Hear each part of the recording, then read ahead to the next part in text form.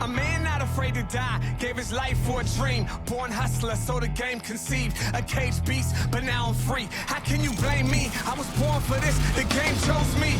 Ready. My whole clique since '06 was on the bottom, now we running this. Grind hard when the load gets heavy. The money was slow, but now it's steady. You boys is not ready.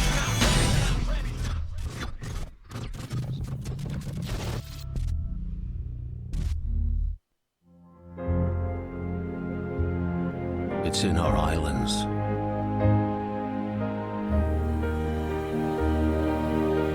And our waters.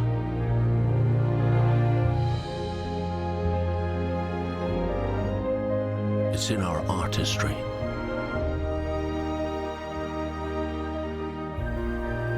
And across our land.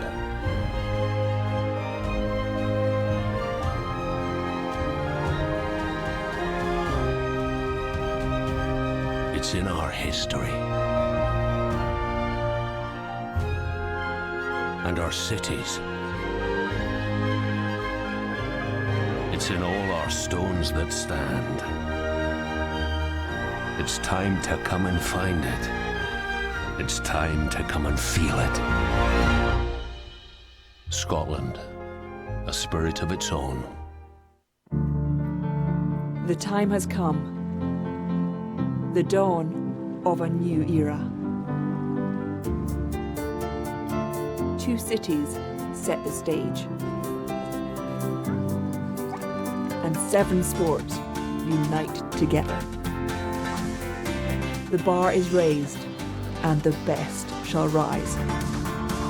Heroes will be born, and battles shall be won. Where talent beats talk, and glory is for the taking. Records will be broken. Adam Peaty, a class of his own. The impossible It's a world record. made possible. Get in there. They may forget what was said, but not how it felt. The moment is coming. Live the moment.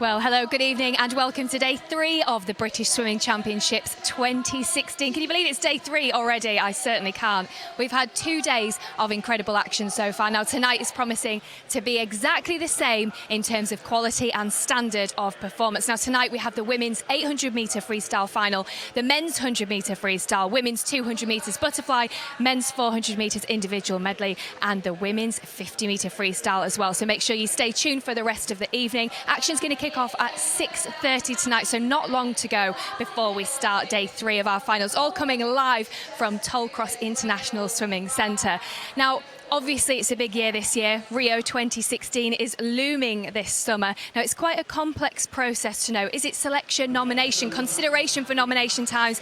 Here's a short video to explain it in a little bit more detail. So the important question is, how are our swimmers selected for Rio 2016? Well, this isn't your average selection meet. The swimmers have to perform a consideration time, which will then allow them to be nominated. That will be put to the British Olympic Association, and that's how they'll be selected to go to Rio. OK, so I'm slightly confused. Ross, how are our swimmers nominated? Well, this is completely different, as Kate just mentioned. In the past, It'd be the fastest. Back in your day? Back in my day, there'd be the fastest 2, and you'd be selected for the Olympic Games, and you would know that straight away. This is different. It's all about being nominated for the team, and there's a table out there, and it is very, very quick. And the athletes that go to Rio are going to be at the top of their game going into the Summer Olympic Games. And of course, more information on the British Swimming website. So technically, could we have loads of swimmers being nominated, Kate? Well, they've only got 30 spots available. And that doesn't mean they have to fill all those spots. It just means that there are 30 spaces available. And if a swimmer reaches that consideration time, they will obviously be very close to being on that plane to Rio. But those that maybe just miss out, maybe they don't win the race or are just off the qualification time, the consideration time, then they have to be within 2% of another table of times, which are even more difficult. But if they do reach those times, it means they're in with a very good chance of performing in Rio. Throw into the mix, there's 6 wildcards. Hold on. What are the 6 wildcards? 6 wildcards at the discretion of the head coach and the National Performance Director. And when will our swimmers know if they have been selected or nominated? Thursday of next week. OK, you heard it here first, Thursday of next week.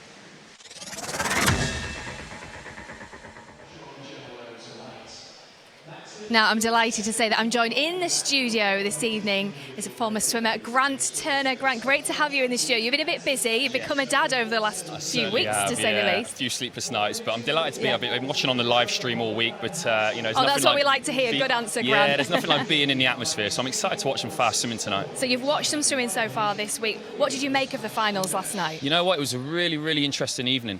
For me, the standout performance was that women's 200 breaststroke. You know, Chloe was just unbelievable. Fantastic. And Molly was great as well. Don't get me wrong, but it's good to see a British record in there. It certainly was. You know, it's one of them things you can never quite know who's going to get that touch. But Chloe last night, she just blew it out of the water for me. And any other events that stood out for you? Yeah, the 100 metres backstroke was a real interesting one last night. I thought Chris Walker-Heaven would have gone a little bit quicker, but I'm sure he'd be delighted to get that win last night. And Liam Tancott, secured second place. There's life in the old dog yet, I guess. But I'm sure both of them will be happy, and just fingers crossed now that one of them, or if not both, can get on that team. Yeah, and fingers crossed indeed. As I've said a few times, we've had fantastic performances so far. Now, all we're talking about is the swimmers, how hard it is being a swimmer, the grueling training programs they have.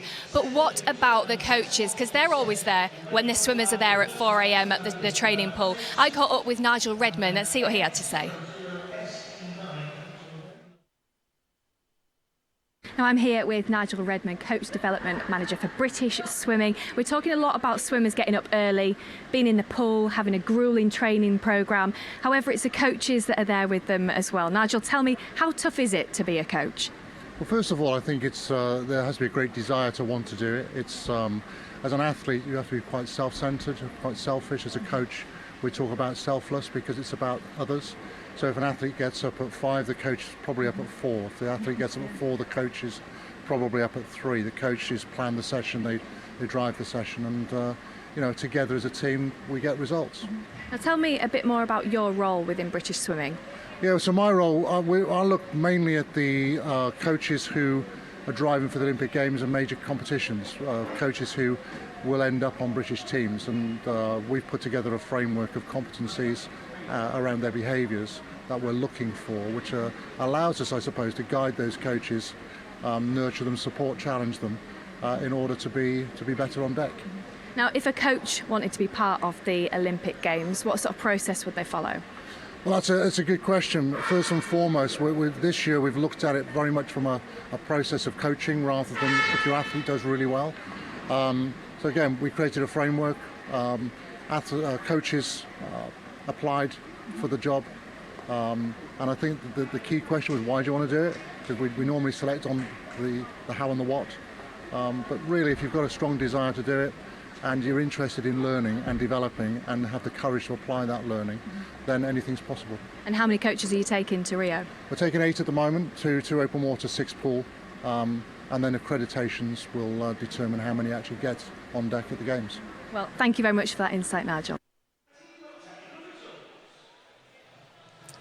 Now I'm in the studio with Sarah Eaglesham, who's going to give me a bit more of an insight into that coaching pathway and from a younger person's experience. Talk to me about your role and what you do. Well, my speciality at the moment is entry-level coaching, so straight from learn to swim into a club. And for me, that's really where my passion lies with swimming. It's instilling that enthusiasm and love for the sport that helps to get you through the highs and the lows of performance swimming later on in the game. And of course, swimming being a life skill, something that's taught in all primary schools, compulsory, it's so important that that pathway is continued, isn't it? Up to whether it's elite level or not, learning to swim is a critical life skill. Crucial, and you are right, swimming, especially at a competitor level, can be tough. Whether you're county, district, national, international, it's demanding. Yeah. And I think really having that love of the sport and being able to enjoy it at the same time is just invaluable. Now, the programme that you're involved in, we had an interesting chat before the show started tonight. Just give me a few names for you to mention in 2012 that were part of the pathway. So we were speaking about European Juniors 2012, and we had swimmers such as Adam Peaty, Craig Benson, Ross Murdoch, so all of the breaststrokers. We had James Guy, Stephen Milne, all the people that are swimming this weekend. Yeah, everyone. Yeah. I mean, that really represents how smooth the progression has been for the athlete development process since then. Yeah, so that insight is very interesting to see the development from 2012 through to now, and to see the best of British really being here at these championships this week. Well, we've got races to be moving on to, so thank you very much to Sarah for coming in and having a quick chat with me. Let's take a look at some of the races that we have coming up this evening, as we're going to start off with a women's 800 metre freestyle event. We've got obviously Kerry-Ann Payne going off in that one, and Jazz Carlin as well, so that's going to be a fantastic final this evening. Then Grant, we move on to the men's 100 metre freestyle. Callum Jarvis versus Ben Proud. That's going to be a tough race. Yeah, that's going to be really interesting for me. Ben Proud, he's going to go out quick. We know he can be out fast, but can he bring it home? I've absolutely no doubt he can. But Callum William, 200 boy, will be hunting him down at us 50 for sure.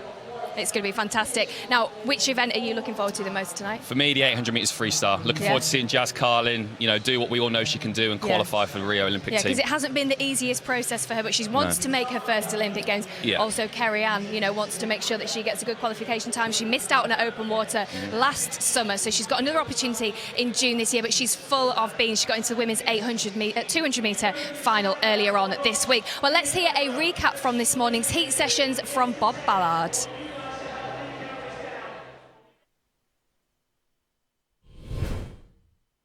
Day 3 at Tollcross started with the men's 100 freestyle. All eyes on Heat 7 and the British record holder Ben Proud. He was the fastest in 48.68, pursued closely by Stirling's Duncan Scott, who broke the Scottish record in 48.81. Fastest qualifier in the women's 200 fly was less expected. Swansea's Alice Thomas beating her entry time to clock a 2:09.28. Can she put pressure on Gemma Lowe tonight? Max Litchfield of Sheffield was not holding back in the 400 metres individual medley. He was the only swimmer to go sub 4:20 and substantially so in 4:17.09. More predictable was the performance of British record holder Fran Halsall in the 50 freestyle. She doesn't do 25s, 24.64 her winning time in the final heat for the Queen of Splash and Dash.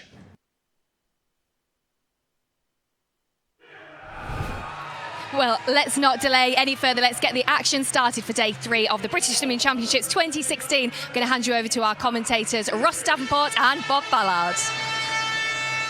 Good evening. Welcome to Ponds Forge in Glasgow for day 3 of finals at the British Swimming Championships of 2016. And the time that Jazz Carlin and indeed the rest are looking for is 8:22.93. All the times here this week are rapid. Jazz Carlin is more than capable of doing that. She has been faster than that on a few occasions.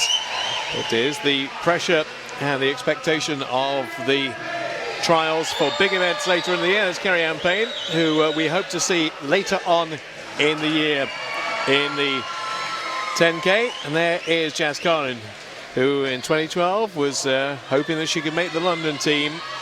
And Glandular fever paid a very nasty price to her options and ambitions, because she didn't know what it was in the trials in London 4 years ago that was wrong, but subsequently she was diagnosed with glandular fever. All out the system now, and here she is as the fastest qualifier from the heats yesterday of the 800 metres freestyle. She'll be flanked either side by Camilla Hattersley of City of Glasgow, so she'll have an awful lot of support in the building tonight, I'm sure.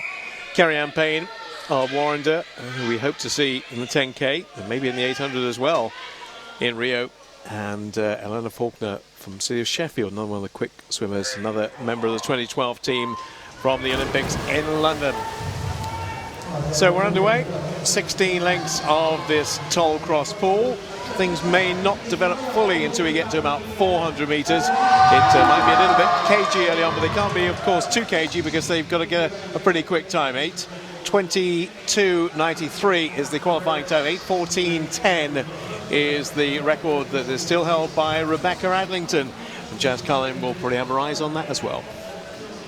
Good evening, Bob. Starting the third day's final session off with a real bang on the 800 freestyle. I think a lot of people on poolside are really looking forward to this event.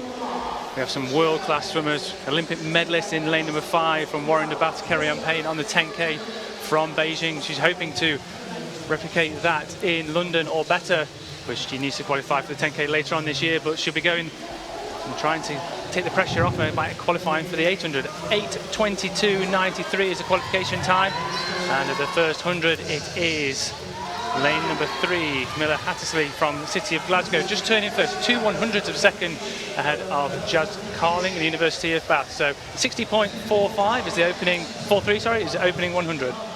Yeah, you'll be checking the repping on the 100 and give us an idea of where things look. Just give you an idea of the time that Rebecca Adlington did. 59.37 was her first 100.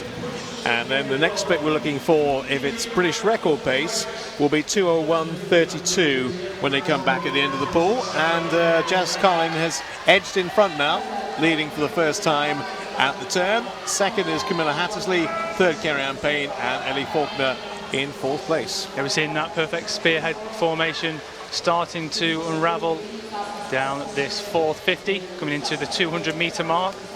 And it is now Jazz that's got a half a body length ahead. Kerry-Anne Payne watching her every single stroke going into the 200-metre turn. It is going to be Jazz that turns first, 2:03.89. So at the moment on course for around about 8:19, which will be well inside the time she needs. She will get quicker, I'm sure, back end of the field, certainly over the last 100 she will. Anyway, here comes on your screen the nomination time for the Olympic Games. 8:22.93 is what she is looking for, and indeed all the others, because they can get inside that time. This will be very good, and we have others who are right on the cusp of achieving that kind of time. Yeah, Jazz's personal best is way under that consideration time. Her personal best is 8:15.54, so just under a second and a half off the British record. But I think you've really got to remember that Jazz didn't go to the 2012 Games because she was ill, and she had a big setback. So she's never been to Olympic Games. This is a huge deal for her. People think that she's already been, people think she's already selected on the team. She's not. She has to come here in Toll Cross in Glasgow, and she has to deliver, and she has to do a time of 8:22. She's well within that capability, but she's got to make sure she's on that plane going to Rio. Well, at the moment, if she continues on her way, as she is at the moment, she'll be heading for an 8:18 or an 8:19, keeping up the stroke rate she's got and the time that she's doing. But she's going to be pushed all the way, and is being pushed all the way by Camilla Hattersley of City of Glasgow. There's plenty of support in this building. Kerry-Anne Payne is on the other side of Jazz Carlin, and Ellie Faulkner is in 4th place. The 1, 2, 3, 4 has not changed for a while now, and may not change a great deal more as this race unfolds. Jazz Carlin turns in first, Kerry-Anne Payne in second, Camilla Hattersley in third, and Ellie Faulkner in 4th. I think it's going to be really exciting to see how this race unfolds, see who's going to come second and third, or first. We say, you know, we do expect Jazz to go on and win this, but there's still a long way in this race. Really impressed with Camilla Hattersley and Kerry-Anne Payne, tracking her just about all the way now. Kerry-Anne's got the better turns out of the 3 girls. You can see she stays under the water a little bit longer. She seems to claw back that deficit on every single turn, but then Jazz starts to wind up and move away from the field. But we've seen in the past at the British Championship, Jazz is normally gone by now. You know, she's normally doing this on her own, but it's actually great that she's got the company of 2 girls. She can't take a foot off the gas, because Kerry-Anne Payne is going to finish incredibly strong. Camilla Hattersley is right there on her feet, but it does look like Jazz Carlin is starting to wind up, starting to move away from the field. Yeah, starting to move up the field and trying to break the field as well as Jazz Carlin at this stage. She knows that she's pretty much on course at the moment, as long as she doesn't falter a great deal more or slow up too much. That obviously will not be the intention or the ambition here for Jazz Carlin. Let's look at the time that's required. There are the coaches, and we're looking at a time at 500 of a roundabout. Yeah, that's okay.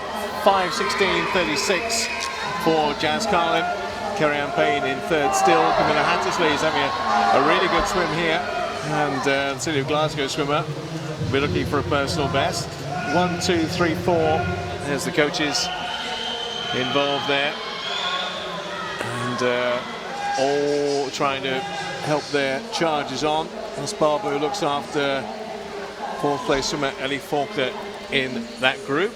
And back comes Jazz Carlin now with an advantage of about 2 seconds over Camilla Hattersley, who is in second place. Kerry-Anne Payne has shifted into third, and Ellie Faulkner in fourth. So Camilla Hattersley is upping her stroke rate, but still, what, 2, 3, maybe a little bit more body lengths behind. We'll give you a little marker here before Ross picks up again.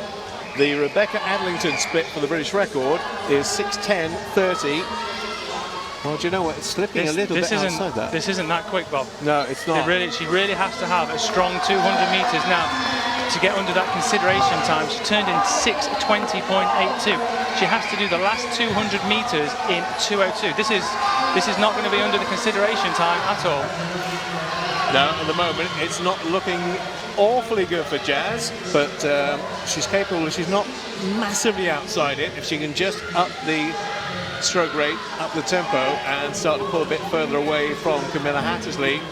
8:22.93 to remind you is the qualifying time, and it's not looking great. Ross is shaking his head. I think a few people in the crowd are shaking their head. The coaches likewise, because she has got an awful lot to do, and I think she's probably got too much to do, Ross. Yeah, I think she doesn't look very low in the water.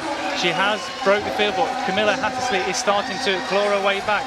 She has to come back in less than a minute. We'll have to see what the split is, but 8:22.93 is the consideration time, and she's turning in 7:25. She's not going to go under it unless she comes back like an absolute rocket in the 57, and she's not going to do that.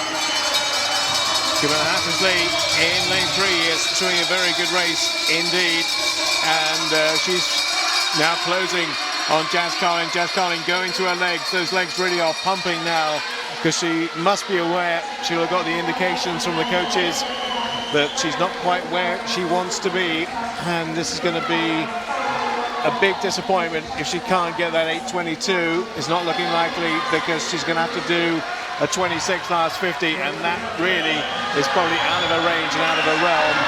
So Jazz Carlin, all she can do is go on and win this and hope for the best for the future for the Europeans and the Olympics. And this is a tremendous swim by Camilla Hattersley in second place. Kerry-Anne Payne has no more to give. Same for Ellie Faulkner, but that time has slipped by, sadly, from Jazz Carlin's point of view. 8:27.49 for Jazz. Second place 8:30.99 for Camilla Hattersley. Kerry-Anne Payne coming in third. In fourth it is Ellie Faulkner, and just not quite right. She knows that. Normally it's a big, broad, beaming smile if Jazz has done the job, but sadly it's not a smile, a bit of a grimace, as she realised she was a full 5 seconds outside the time she required.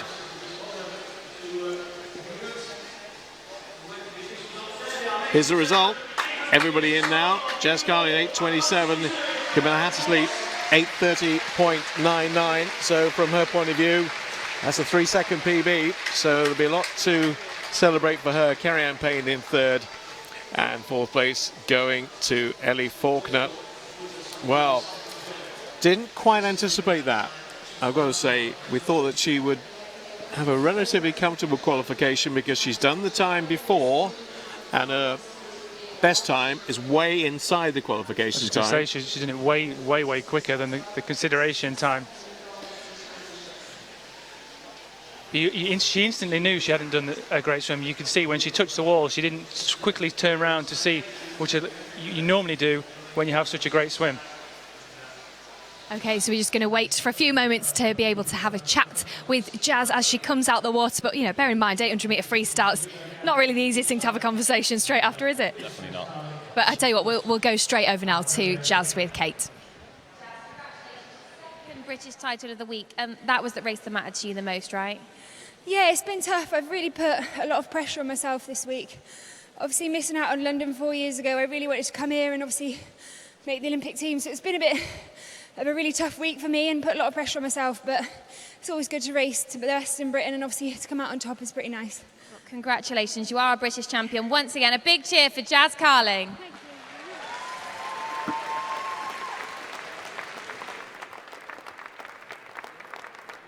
Okay, well, as she said, you know, best in Britain. Seemed a little bit disappointed with that time, though. Yeah, I think she will be. You know, Jazz had an absolute stellar year last year, and there's absolutely no doubt if they do decide to take Jazz to the Olympics, she can be a real medal contender in that 800 metres. But, you know, she's done the job she could do now, the best on the day, and just fingers crossed now that she goes. And really difficult that she missed out on the home Olympics through sort of glandular fever, tonsillitis. She's got a real sort of fire in her She belly has. for I mean, this. I've known Jazz ever since I was a young lad, and the grit that Jazz has got is unbelievable. You ask anyone on this pool side, everyone wishes Jazz well. So, you know, fingers crossed she can go and do a job in Rio. Yeah, fingers crossed indeed. Well, let's move on now to our next batch of finals, the men's 100-metre freestyle. Over to Bob and Ross. And the first of three. We didn't have three for the 800 freestyle, but we do for all the remaining finals tonight. And the first of the three will be the men's junior 100 freestyle. Really want this event to move on. This is Grant's event, of course. Grant did this. And we need this event to move on because he's no longer around. Adam Brown's no longer around. Simon Burnett's no longer around. We will see Ben Proud and Duncan Scott a little later on, who set a Scottish record this morning. So maybe it's time to move on, but we want a bit of depth. And this is where we're looking for the future for 2020 and beyond with the junior 100 freestyle final. Now, who's going to be the fastest in this field? Lewis Clough has got the fastest time from the heats this morning. Elliot Clogg and Jarvis Parkinson, the two others who may be in close proximity to him at the end. 100 freestyle junior final with Thomas Kingham of Millfield, Charlie Pullen of Guildford, Jarvis Parkinson, Doncaster Darts, mentioned Lewis and Elliot, Thomas Fannin of Plymouth in lane 6, Michael Jacobs of Sevenoaks in 7, and Tom Sinclair of Aqua Sulis in lane number 8. The fastest qualifier, lane number 4, Lewis Clough from City of Salford, the only swimmer to go under the 51 seconds barrier mark. He's gone 50.98, and it is in fact Thomas Fallon from Plymouth Leander. It's only first 24.67, but all these guys pretty much in a straight line. It's going to be incredibly close. It looks like a 50 at the moment, doesn't it? They're that close and there's very little tube between them. Well, this is going to be a real splash and dash to the finish. Lane 3, Jarvis Parkinson, Lewis Clough coming through now, and also in lane 5, Elliot Clogg, and maybe it's going to be the Sheffield man who gets there first. He does in 51.05. Elliot Clogg from Lewis Clough in second, and third place to Jarvis Parkinson, fourth to Thomas Fannin, and Elliot Clogg was second fastest this morning, has improved upon his position and indeed posted a personal best, 51.4 before this final, 51.05 for Elliot Clogg, with Clough in second and Jarvis Parkinson. So a bit of a South Yorkshire love in there, 1 and 3 Sheffield and Doncaster. He's your favourite swimmer as well? Name-wise, yeah, most certainly. I want to see him be successful. How could you not fail with a name like Elliot Clogg? He just seemed to take off the last 30 metres, and that's where he started to get on the shoulder of the leaders, and then the last 20 metres just got his head down and drove to the wall. And a fantastic swim, like I say, a lifetime best, and taking the win. Or maybe I should say not succeed rather than not fail from Elliot Clogg's point of view. He certainly has succeeded tonight with that time. Brilliant stuff. And he was the youngest in that final. Yeah, and that will give Russ Barber, his coach, in the coach's pen, a bit of encouragement for the night. He may have more things to get excited about with Max Litchfield in the 400 IM a little later on. And coaches, that pen is quite tight. It's going to be get very, very busy in there a little later on. You can see him on the far side, all looking on and trying to crane their necks and trying to encourage their swimmers as best they can from the sidelines. Not always easy to do, especially with the noise in the building. Good crowd in here at Toll Cross tonight. As we move on to the second final of the evening in this event, the 100 freestyle target Tokyo final. Jordan Hughes of University of Stirling will go in 1. David Cumberledge of Edinburgh University in 2. Bradley Lynch of City of Derby in 3. Fastest qualifier will be the swimmer in lane number 4 from Bath University, Miles Munro. Craig McLean of University of Stirling going in 5. Cameron Curl of Millfield in lane number 6. Deepings represented by Alex Ray in lane number 7. And Martin Walton, also of University of Stirling, you saw in your picture there in lane number 8. There's your 1 to 8, confirmed on the screen. Let's see who can do what here.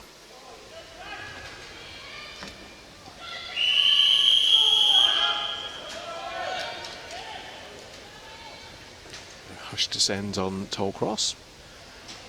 That's Bradley Lynch is not quite ready to go yet. Now he is, and they all go in pretty similar time. Best start from Bradley Lynch, 0.59 of a second away from the rock, and it can make a difference in the 100. It certainly can, and he has had a fantastic start. Fastest reaction from Bradley Lynch from City of Derby. And you can just see it on the screen. He's got more of a straight arm technique, 3 from the top. A little bit different than the rest of the high elbow swimmers in there. But it looks like it's going to be lane number 4 that turns first. Miles Munro didn't do the swim off. He did do the swim off, but he swam really, really slowly because he wanted to swim in this race in the Target Tokyo instead of swimming in the senior one. He turns first in 24.01. Yeah, there was method in his madness. We were wondering about that this morning, but it may well be vindicated by this. The blue cap of Miles Munro. Bradley Lynch to his left-hand side, but this is all about Munro. He's got about half a body length over the others, and he'll come in to touch now in a time of 50.52 for Miles Munro. Second place to Craig McLean of University of Stirling, and third going to Derby's Bradley Lynch in 50.87. That winning time again, 50.52 for Miles Munro. So yes, vindicated what he did earlier on in the day. He was in the swim off, decided just to have a little swim through, if you like, rather than swim off. And 50.52 is his reward today, with Craig McLean in second and Bradley Lynch in third. 0.9 off his best, but what I really liked about it, he got his head down around about 7-8 meters out, and he didn't take a breath. And there you can see, driving to the wall, taking the win in the Target Tokyo final. There he is, whips the cap off. Very cool, very composed. Didn't whip his neck round to look at the time. He was just happy to take it all in. And nice, comfortable win. Well, relatively comfortable anyway, 50.52. So here we go. Next up is the men's 100 metre, the senior final. What are you expecting from this, Grant? It's going to be close. It's going to be a blanket finish between Ben and Callum. I'm expecting Ben just to get the touch, but it's going to be a very, very close race. You're expecting great things from this one. Let's build up the momentum. Take a look at this.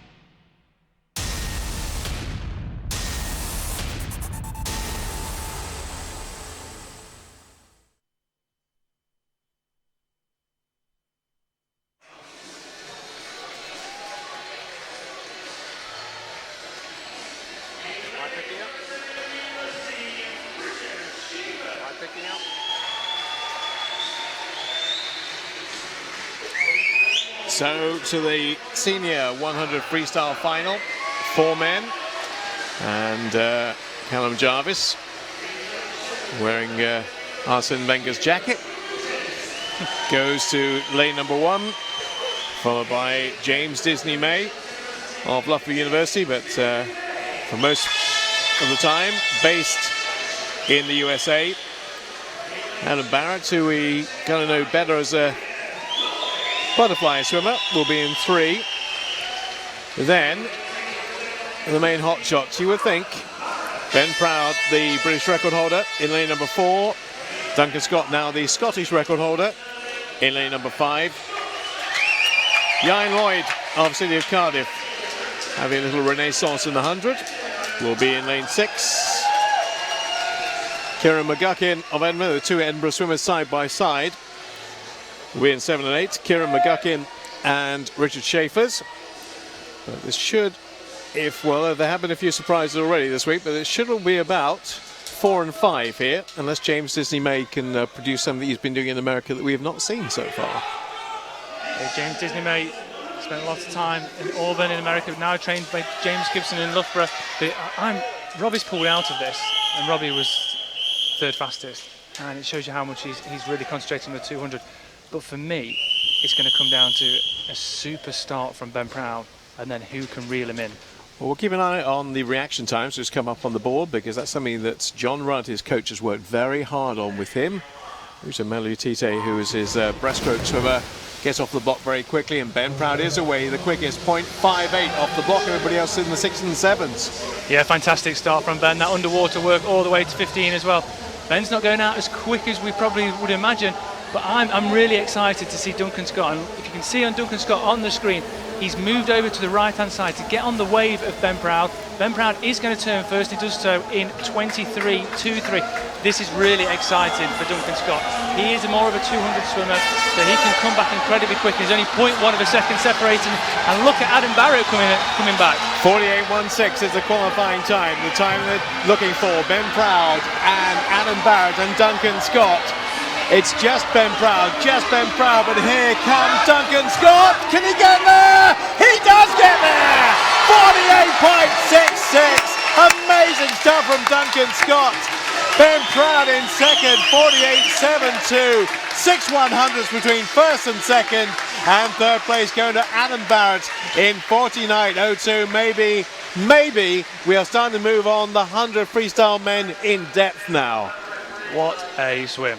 What a swim. We all expected Ben Proud to go out quick. He didn't go out as quick as I probably expected, but you knew when Duncan Scott turned 1/10 behind at the 50, you knew he was going to reel him in. You knew he was going to sit on that wave, and that's exactly what he did. And you can see here, he's right on that wave. Also, looking just above your screen, Adam Barrett is almost in Ben Proud's lane. Look at that for it. He got his head down. He only was winning right on the touch. Right on the touch. What a swim from a young lad. Yes, he wasn't fazed by reputations at all. Well. We talked about upsets last night in the 200 breaststroke for women. Now we have a new winner in the 50. Let's hear from him. That was an incredible finish there, right on the finish. What does it mean to you? It's your first ever British title. I don't know, I'm just amazed. Didn't really expect that. Coming into this 49.1, so absolutely delighted with that. And I just said close finish. Everyone there stepped up from this morning, so great race.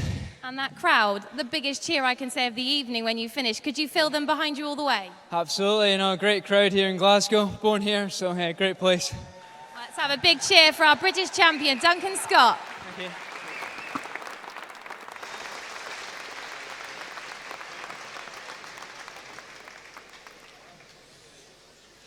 Well, he said he stepped it up from this morning. He did just that, didn't he? He certainly did. That last 25 was unbelievable. He just came over the top of everyone else in that race. Really great to see. Yeah, and kind of, what do you think was going through his mind before that? Because we've mentioned, and I've mentioned a few times already this week, there's a lot of pressure on this event, and it's really showing who's happy to step up and deliver. It is, and he's a young lad, Duncan, and it just shows great value for the future. If he can really hold his nerve, which he's just proved he can do there, the sky's the limit for the lad. The sky's the limit for the lad. I love that. Well, let's move on to our next event. Over to you, Ross and Bob. Next event being the 200 metres butterfly, and we start with the junior version of it. There is your 1 to 8 clubs represented, 2 from Birmingham. It's Anna Rockwood, who's worked there before, will be very happy. And of course, the City of Coventry coach these days, but still very much with an eye on what's happening there. As we look at Isabel Griffiths, Abby Wood for Loughborough will go in 2. Lauren Hodgson of Newcastle in 3. Kiara Schlossen is the fastest qualifier going into this final. She'll be in 4. Kaylin Hubbard of City of Birmingham in lane number 5. Evan King of Weston-super-Mare in 6, Nikki Miller East Kilbride. So another Scottish swimmer that will get, I'm sure, a huge roar as she enters the pool in a few moments' time. In lane 7, Eve White, also from Scotland, from Dumfries, in lane number 8. Junior 200 butterfly final. Looking for a place on the European team, and to do that they got a 2:14.36. 2:14.36 is the optimum time here for the European juniors later on in the year, and a very even split at 25. Yeah, they all seem to be in a line. The opening 25, this junior 200 metre butterfly. I don't want to disregard this event at all, but it just shows you, Ben Proud and the other swimmers, that this is the place where you can go and qualify for the Olympic Games off the back of this result. And that pressure, and it is a pressure cooker environment, can have that effect on some of the higher class names that we are talking about. So it can happen to anybody, and this is why the junior and the Target Tokyo finals are really, really important, is to get the youth swimmers and the junior swimmers used to that environment, used to that pressure, and if they can stand up and deliver it at this level, then they can go on into the senior careers. Only one swimmer has achieved the target time for the European juniors, and that's the leader at 100. Chiara Schlossen 1:03.28, but Abby Wood's having a good swim for Loughborough in lane number 2, and third place at the moment is Caitlin Hubbard, but we know that she has already achieved the time with a personal best. Can Chiara Schlossen for Leeds bring it back in the time that will send her to the European juniors later this year? Yeah, she's having a fantastic swim. We've seen it a lot this week already. She goes out incredibly quick. And we said it this morning, she went out quick, but she held it on down that 4:50, and she's got to do that exactly the same because she's being pressured from the swimmer in lane 2. Abby Wood from Loughborough University. She is incredibly fit. She does the 400 medley, so expect her to come back quick. But at the minute, that lead is over 1.5 seconds. Looking impressive, and I think we may be on course, or she will be on course, for a personal best here, because she has broken the back of this field and is just edging her way clear. This is going to be the tough part of the race, the last 15 for her. Can she keep it going? Remember, 2:14.36 is what we are looking for. She's well inside that, surely. She must be going for a 2:13 at least here. 2:12.54, better than I thought she might even be at 15 out. So Chiara Schlossen has got her time for the European juniors. Second, Lauren Hodgson getting into second place, getting above Abby Wood in the last 15. Abby Wood finishing in 2:16 dead. What a great time, and what a great, well-paced 200 metres butterfly there by our winner, Chiara Schlossen from Leeds. Yeah, 1.5 second under her PB that she set this morning. An absolutely fantastic swim. So 2 PBs in a day, and then you can see her coming into the finish, head down, driving all the way to the wall, finishing on a full stroke. That's how it's done. And good to see City of Leeds getting a representative into international competition, because they've been a big club over many, many years, and they're building the foundations once again in their relatively new pool in Leeds. Such a huge programme over the years. It is great to see that there is now some shoots coming out of Leeds. And it's good to see. You've got to build your base, got to get the junior swimmers coming through to start, to get the elite side of things, and the senior swimmers. And it's really good to see that they're back onto the top of the podium in the junior ranks. And we'll have a look at the Target Tokyo lineup in just a moment. So for those who may not have been with us the first 2 nights, it's basically trying to identify the talent that might be around at the same event in 4 years' time, wherever that might be, as people aim for the next Olympic cycle of 2020. Representatives here from a wide spread of clubs: Sheffield, East Kilbride, Bath, Stockport, Ellesmere College, City of Leicester, City of Cardiff, and Edinburgh University. So they've all got designed on a nice fast time here. The fastest entry time from the heats this morning, Holly Hibbert of Stockport Metro in lane number 4. Let's see what they can produce in the 200 butterfly. Just seen a massive personal best in the first final.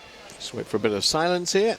And Holly Hibbert has done a 2:11.6, 2:11.9 earlier in the season. 2:14.03 was quite modest by her standards this morning. At 16 years of age is Holly, and she'll be hoping to go 2:11. Chantel Austin's done 2:10, so in fact in terms of the field, Chantel Austin has the fastest time at 2:10.86. Yeah, I was just going to mention that she's the only swimmer to go 2:10 in the field in lane number 3, so it'll be interesting to see how she backs it up. Didn't have a great swim this morning, some 3.5 seconds off her personal best, but she's in this Target Tokyo final. And turning first is Candice Hall. Been really impressed with Candice this week. She's done this 400 medley and she really pushed Abby Wood all the way. And she had a fantastic heat and final. Backs up and made the senior final in that event. And here she is now in the Target Tokyo 200 metres butterfly. She turned first in 29.19. And she still is probably just about in the lead. Though Holly Hibbert is coming right back at her, and Harriet Jones also. In fact, Harriet Jones might just be in front at the 100 here. Turns just, well, there's 1/10 of a second between Candice Hall and Harriet Jones at the turn. Holly Hibbert, we expect to come through. We're waiting for Chantel Austin to make her move, and she isn't yet. And Tasmin Pugh from Ellesmere College in lane number 5, starting to wind up, starting to eat into that lead. She's got 75 metres to go. Holly Hibbert looks like she's starting to go a little bit more vertical. And out in lane number 1, Isabel Grant from City of Sheffield. So they're having a great evening so far this night. But it still looks like it could be, well, actually it looks like it is Harriet Jones from Cardiff that's going to turn first, and she does. 1/10 ahead of Candice Hall. It's getting really, really tight with 150 metres to go. Yeah, just about half a second between 1, 2 and 3. So this is still pretty much anybody's race. Tasmin Pugh coming back strongly, waiting for Chantel Austin. I think her race probably is run in terms of winning it. But lane 5, what a great turn and what a great last 50 this has been thus far for Tasmin Pugh in 5. But Isabel Grant might have something to say about that in lane number 1. Maybe the outside smoker is going to take this. She is, I think. It's going to be on the touch. It's going to be very, very tight between 1 and 5. Who's going to get there first? Just Isabel Grant in 2:13.28.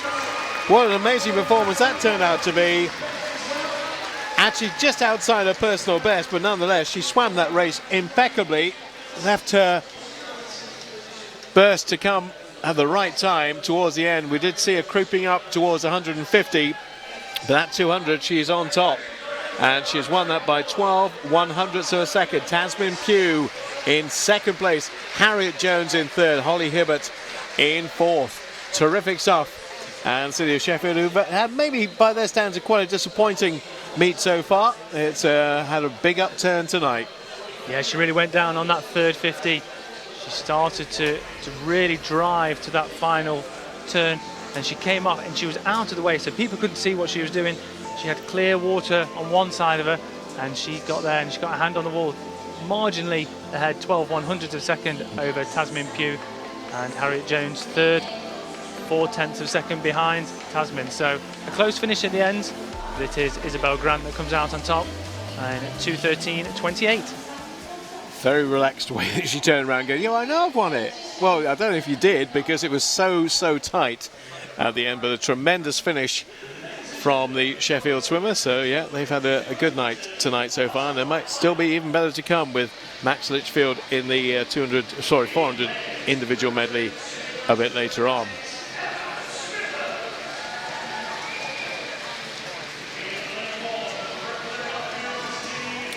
So moving on to the open final, really impressed with Alice Thomas from City of Swansea Aquatics this morning. He's the fastest qualifier in lane 4. We're going to have Gemma Lowe in lane number 5, went to the Olympics in Beijing and in London. Here comes the 1 to 8 as they come on the pool deck. Charlotte Atkinson in 1. Laura Stevens will be from Plymouth in 2. Loughborough, by the way, for Charlotte Atkinson. Amy Wilmot now based in London in lane 3. Yes, Alice Thomas, the maybe surprise fastest qualifier from the heats this morning. There's the full lineup, 1 to 8 for you. Gemma Lowe in 5, Emily Large in 6 from Newcastle, 7 Amelia Kleins of Leeds, and Emma Smithhurst of City of Manchester Aquatics. Now, Qualification time, Gemma Lowe has done before now, and she'll be fairly, or relatively perhaps, confident she can do it again. 2:06.51. Now, is there anybody else in this field who's capable of getting that time? Well, we're soon going to find out, aren't we? Gemma Lowe's not been around that time for a long time. She's got a silver medal in this event, 2:06.37, so she can do it. Yeah, she has done it. But we said that about Jazz Caroline earlier. It didn't quite work out. Let's see whether it works out in the 200 metres butterfly final and see who can make a massive improvement on their personal best. Certainly a very good heat swim for Alice Thomas, who is in the centre lane. And we saw what Cardiff did last night. Maybe Swansea can replicate that tonight in lane number 4. We'll keep a close eye on Gemma Lowe in lane number 5, as indeed Alice Thomas can, because she's in the adjoining lane. Emily Large of Newcastle's improved in leaps and bounds this week. At the 50, it is just Gemma Lowe from Emily Large in second. And at the moment, Alice Thomas is not quite where she wants to be, but she's got plenty of time to catch up. Really impressed with Emily Large this morning. Out in the outside lane, she's absolutely smoked it. She's the youngest one in this field at 15. Gemma Lowe 26 next to her. So certainly got youth on her side, but it is so far Gemma Lowe that's taken out the first 75 metres. Probably around about half a body length ahead, a quarter of a body length ahead. We go into the first 100 metres, and it is going to be Gemma Lowe, turns in 1:01.67, so 0.2 over Alice Thomas, but it's going to be now a battle to see who can drive down this third 50, work that last turn, trying to go full 15 metres off the wall and pop up and have a strong last 50, because they're going to need to do it if they're going to get the qualification time, or certainly the consideration time of 2:06.51. 3 pretty much in a line there. Amy Wilmot, Alice Thomas and Gemma Lowe. Who's going to get to the wall first for the last turn? It is Gemma Lowe, 1:35.14. Second, Amy Wilmot. Third is Emily Large now. That target time, 2:06.51. How's it looking? And look at Emily Large. She's absolutely flying. She did this in the heat. She was on the outside lane, and her last 50 was so quick. Amy Wilmot's coming back really quick, but wouldn't this be something for Emily Large to win? I don't know if she's going to do it, but she's mightily close, and there's 4 girls in the line. It's starting to split now. Amy Wilmot's coming through, and so is Alice Thomas. Amy Wilmot, Gemma Lowe. Who's going to get there? Could it be Amy? It is Amy. 2:08.82, not rapid by the standards that were required to progress to the big meet of the year. But Amy Wilmot, 2:08.82, wins that from Alice Thomas by 5/100ths of a second. Emily Large will come again. She's come there with a third place, 2:09.47. And that is a massive PB yet again. 2:11.63 this morning, 2:09.47. That is a massive chunk, 2 massive chunks in the space of about 8 hours. Yeah, she's 15 years of age, and that is an age group record. There's an age group record, age group record for the 15 years of age, so it's a fantastic swim from Emily Large. As you can see, the finish, Amy Wilmot had a shocking finish that probably shouldn't have been as close as it was at the end, and she managed just to get away with. You see her now coming into the final 5. She just put an extra stroke in. She should have glided. No, should have glided on that one, but she put another one in. Oh, finished with a nose. Doesn't matter how you finish, as long as you finish, and if you finish in first place, I don't suppose you care. Charlotte Atkinson, by the way, has been DQ'd in that final. She wasn't in the mix for 1, 2, 3, so it doesn't affect the overall result. Amy Wilmot getting there just first. Alice Thomas backing up her very good swim this morning with another one in the final, Emily Large. And the surprise there is Gemma Lowe back in 4th place. Let's hear from the winner. Amy, does it seem to be coming up yet? Amy, congratulations. You got a silver in the 400 individual medley. You put it right now. You've got the gold in the 200 fly. Could you quite believe it when you touched the wall? I saw coming down the last length, kind of out the corner of my eye, that it was going to be close, and I just really tried not to breathe and just stick my head down and get my arms over as quick as possible. And obviously I just managed to get the wall, I think, but that was a really tough race. It really was, and you definitely got that touch at the end. Congratulations, you're British champion for the 200 fly, Amy Wilmot. Thanks.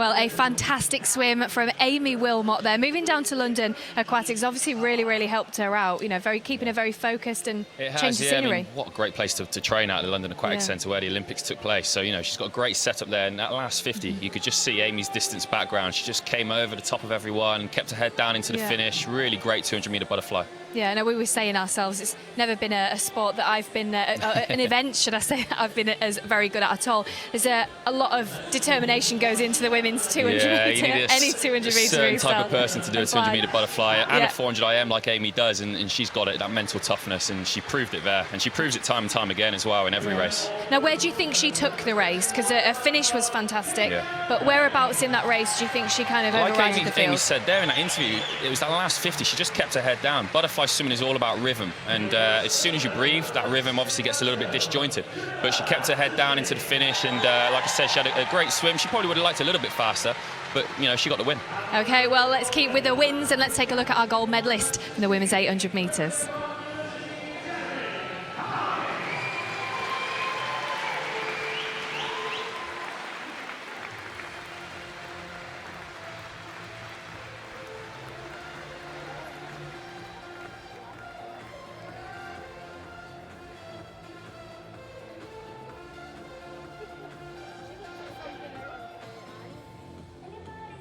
So Jazz Carlin there getting her gold medal. Second of the week, she got her gold for the 200-metre freestyle earlier on. Must be very pleased with her performances so far. Just missed out on that time. Yeah, I mean, she will be pleased. Double British champion. You got to take that. You know, take that as many times as you can get it, haven't you? But she will be disappointed, knowing Jazz as I do. She's going to be disappointed not to have got the qualifying time. But like I said earlier, there's no doubt that Jazz should be on that team. She's an absolute credit, you know, to herself, to her family, to her coach, and you know, if she can mix it with the best in Rio come summer. Yeah, and she's always been up there as Jazz. She's a name that we've known for a very long time. Knowing her on a personal level, I mean, how important is this to her? Because we know that she's been sort of training really hard. She's been focusing so much on this summer. Yeah, no one works harder than Jazz. You know, every single day she's so dedicated, and she's just, you know, like a robot. She just keeps on going and going and going, and it has been her focus. And no doubt she's going to get on that team for Rio. Yeah, you can see her there competing. Beautiful stroke, beautiful technique. And what I find so fascinating about her is she's so composed while she's swimming, isn't she? She is. In training as well. You know, if you ever watch her train, if you're lucky enough to ever see that, you know, she's got that goal, and that's the goal for that session, and that's what she does. She gets her head down and she gets on with it, and you know, her character is her strength, Jazz. It really is. Yeah. Now, in terms of this event and in terms of the atmosphere, you know what it's like yourself, Grant, to be competing in a pool where there's, you know, hundreds of people watching, thousands of people watching on the stream. There's a lot of pressure. There's a big event. We keep saying the same things coming up to the summer, but it's all about your mental attitude, isn't it? Yeah, and Jazz, for me, there is nothing that you know, Jazz can stand behind the block, and she knows she's got a job to do, and she will get in and do it, and nothing will deter her from doing that job. And I think for me, that's why she is as good as she is. And last year she had a standout year, and I'm sure she's going to be on that plane. I really hope she is. Yeah, I hope she is as well. Now, don't forget, we've still got events coming up this evening: the men's 400 metres individual medley and the women's 50 metre freestyle. But let's have a look at the men's event for the gold medal, British champion. And a new Scottish record too, to add to the one he set this morning for Duncan Scott. The thing that's really impressive with Duncan, he's technically very good. And that's something that he can add a lot of fitness and speed to, as long as he's got that technique, and he does. The men's 400 metres individual medley. Grant, what are we going to expect from this one? Wow, that's a tough old event, 400 IM. But Dan Wallace, you know, he's been training out in the States at Florida, and I'm sure he's been doing some serious work out there at University of Florida. So we're going to see it on that last 100 metres, I'm sure. When the arms are tired, I'm sure he's going to get his head down and prove what he's been doing in training. Yeah. And an individual medley as well. Anything can happen, anything can go wrong. You know, if you miss your start, turn, finish, it can make a massive impact for the whole race. Yeah, and that's what I love about the IM, you know, it can change throughout the whole race. You know, whether it's a 200 or a 400 IM, it's constantly changing, and you're really going to see Dan Wallace. I would say on the breaststroke, I'm actually intrigued to see his breaststroke tonight. I think he's really going to come through, and he's a great freestyler, as he's proved time and time again. Member of that 4x200 freestyle team at the World Championships last year that won a medal. So there's no doubt it's going to be the back end of his IM that's going to be the fastest. And fantastic results we had from Kazan last year. Yeah, it was unbelievable, and there's no doubt that this team going to Rio, when it's decided, you know, in a week's time, it's going to be a very special team that could potentially come back with the largest medal haul we've ever had at Olympic Games. Now, I want to know, how do you feel? You sat behind the scenes, you know, kind of chatting to me, watching these events. You know, surely you want to be back in the pool, Grant. You know what? I did my time. It's just nice to be here as a spectator now and to just watch some fast swimming. And my event was 100 metres freestyle, so it was great to be here tonight and see Ben Proud and those guys in there smashing it up and changing the direction of that event. You know, it's an event that needs to move on, and them guys are moving it on, and they're moving it on fast. Yeah, so you moved on very quickly, but you don't miss it at all, do you? No. You've got other commitments. You've got a baby as well now, haven't you? Yeah, that's it. So that certainly keeps me busy. But you know, I still like to get in the pool now and then, just to try and keep in some sort of shape, some sort of fitness. But you know, for me now, I'm a spectator, certainly. And when your little one's old enough, I'm sure you'll be wanting to take her swimming as well. My goal is to get her swimming before she can walk. So you know, it's so important. Every child should have the opportunity to learn to swim. So you know, that's our goal for sure. Yeah, that's your goal. And I tell you what, with Joe, formerly Joe Jackson, and yourself, I'm sure your daughter is going to be an amazing swimmer. Well, I'm not sure about that, but we would definitely want her to learn to swim, but then obviously whatever she wants to do, she can do. Yeah, because obviously we're seeing our swimmers, they've learned to swim at some stage in their life, and look where they are today. So we mentioned it's a life skill, so important, but you know, the pathway is potentially one day they could be the British champion. So let's move on now to the men's 400 metres individual medley. And before we move on to the junior final, a couple of shout-outs from people who I know are watching on the stream and watching from faraway places, like Brian Brinkley, one of our Olympians going back a few decades. Brian won't mind me mentioning that. He was racing up against the likes of Mark Spitz. That's how far we're going back with Brian. And Tom, I think, is watching as well. And Mark Stevens, who won the 100 freestyle the trials for 2000 for Sydney, has just sent me a message saying memories of 16 years ago for him when he won that, and I remember it well. He won it from lane 8. He wasn't a thin lad, was he? He was a big lad, known as the Beast. He was big, tall and very, very strong. Indeed he was, and he made that team for 2000. There's a lot of looking to make the European junior team if they possibly can, and they are Luke Robbins of Millfield as we start the first of the 400 IMs. Ashley Hogg of City of Manchester Aquatics in 3, Nathan Hughes of Hatfield in 4, Maidenhead's Thomas Dean in 5, Cameron Crute of Swansea Aquatics in 6, Matthew George, City of Salford in 7. The target time for them, 4:23.54. Certainly it is. Just going back to Mark Stevens, we don't seem to have that breeder and that stature in the men's swimming in Britain at the minute.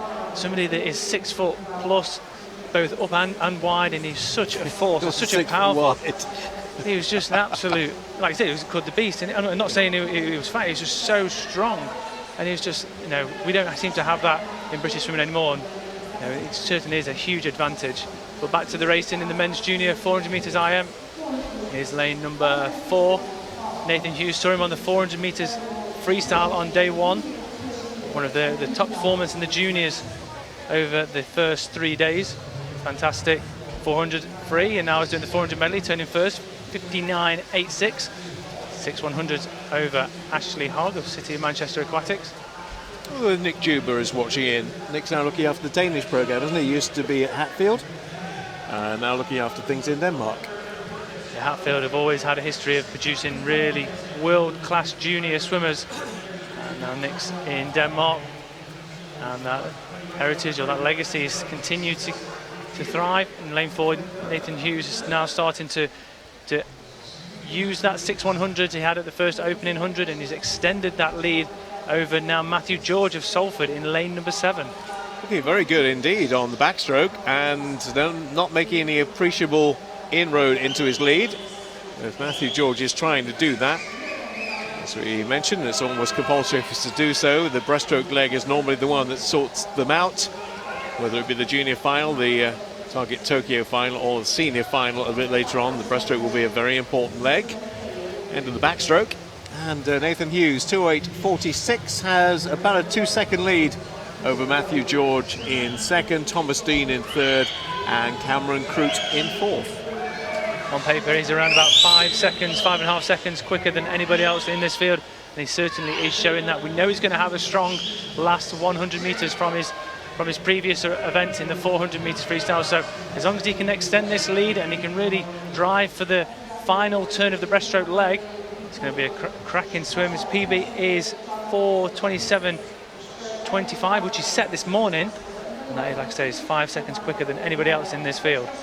But to get the junior qualification time, he has to improve by another 4 seconds. That's a lot to ask in one day, even in a long event like this, but he's certainly giving it a good go. The rest of it looks pretty decent as well. Thomas Dean is probably going to be his nearest challenger now, because Matthew George just fading a little bit on the breaststroke, but the gap is still appreciable between 1 and 2, although Thomas Dean is coming back at Nathan Hughes. This will be the end of the breaststroke leg. Get an idea time-wise whether he's on course for doing something special here or not. The gap you can see visibly is about 3 or 4 body lengths. The time 3:24.66, so that means there's a gap of 4 seconds over Thomas Dean, and just touching in third, Ashley Hogg for the City of Manchester Aquatics. A great breaststroke leg from Thomas Dean. Saw that in the heats as well this morning. He really did propel himself through the field in the heats, and he's done exactly the same in tonight's final, but he can't catch Nathan Hughes. He's too far ahead. He streets ahead, probably around about 7-8 metres ahead of the rest of the field, and he's going to go into his turn now before the others go into the backstroke flags. He's come back in 27 here to get that junior qualification time, which is probably asking maybe a little bit too much. PB possibly on the cards though for Nathan Hughes. Nobody's going to catch him. Nobody's got close to catching him through the course of this race. Good even split of strokes. Everyone seemed to be right on point tonight. 4:23 is going to come and go. Now can he beat his 4:27? New personal best heading his way. 4:25.86 for Nathan Hughes, and there's going to be a huge gap between him and the rest, all of 6 seconds before Thomas Dean finishes in second place, and a bit of a gap to third. Luke Robbins of the club from Millfield, and then Matthew George in fourth place. That winning time again, Nathan Hughes, best he's ever done, 4:25.86, 2 big PBs in one day. Yeah, what a day. What a day, what a week so far. You can see him coming into the final 15. A great swim. He breathed on his last stroke. Why did he do that? Have a look at this. Mark Foster would tell him off. Put his head down now. He took one breath there. Oh. He took another breath. Why? 2 breaths in the last 5 metres. Now, certainly something to work on. You get your head down on that last 5 metres. You don't take a breath. There's no need to take a breath. You're going to have the next however long you can breathe for. You certainly can hold your breath for a second, but a fantastic day for Nathan Hughes. 2 PBs in one day, and look at that. Just under, a smidgen under 6 seconds separating first and second. That was a haircut 100 if ever I saw one. 4:25.86 for Nathan Hughes. Thomas Dean in second and Luke Robbins in third. That reference was completely lost on you, Ross Davenport, wasn't it? that kind of glazed look like, what is he talking about? I haven't the faintest idea, ever.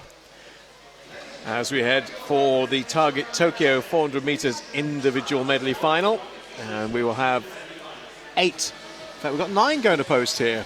9 going to post. I can tell you why as well.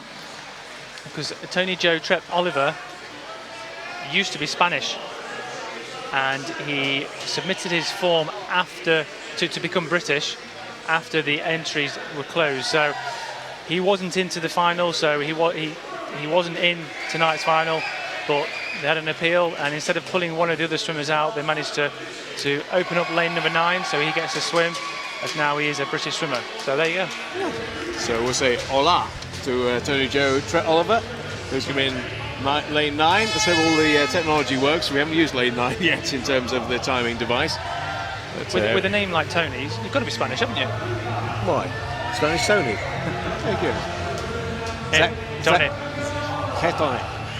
Zach Log of City of Sunderland will go in 1, Ben Evans of Thanet in 2, Brodie Williams of Millfield in 3, Joe Litchfield of Doncaster Darts in 4, Jacob Greenough of Taunton Dean in 5, Craig Munden of Loughborough in 6, Jamie O'Connor, Thanet Swim 7, Oliver Kincart of Portsmouth in 8, and we do have lane 9 2 for Tony Joe Tret Oliver. Takes me longer to say than the actual race takes to do. And here comes the Target Tokyo version of the 400 IM. Passes away Joe Litchfield in lane number 4. His brother will be going in the next final. Let's see what the younger sibling can do. He's from Doncaster Dart. They don't actually train at the same club. Joe's still at Doncaster Dart. Max is at Sheffield. But they're both incredibly strong on the 400 IM. And it is in fact going to be Craig Munden of Loughborough University turning first, 27.26. Some 1/10 ahead of Joe Litchfield, 27.44. So there's about 3 or 4 swimmers in a line at the 75-metre mark. Lanes number 3, 4, 5 and 6.